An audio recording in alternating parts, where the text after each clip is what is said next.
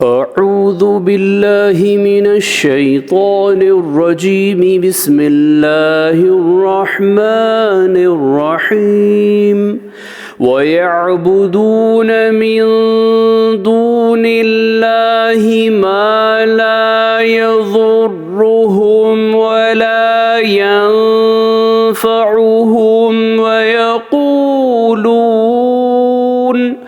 ويقولون هؤلاء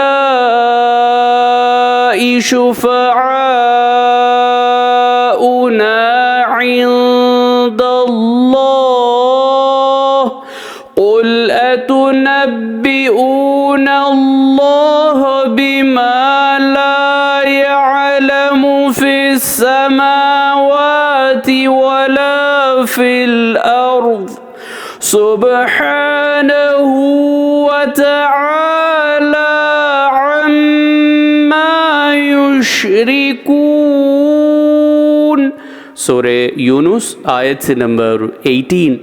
और मुशरिकीन अल्लाह के सिवा ऐसी चीज़ों की परस्तिश करते हैं जो ना तो इनको नुकसान ही पहुंचा सकती है और ना फ़ायदा पहुंचा सकती है, और वो कहते हैं कि ये अल्लाह के पास हमारी सिफारिश करने वाले हैं। ऐ पैगंबर, इनसे कह दो कि क्या तुम अल्लाह को ऐसी चीज़ की खबर देते हो जो अल्लाह को मालूम नहीं, ना आसमानों में और न ज़मीन में। हकीकत ये है कि अल्लाह इन लोगों के शिर्क से पाक और बुलंद है। सदक़ल्लाहुल अज़ीम। अल्लाह अज़मत वाले ने सच फरमाया।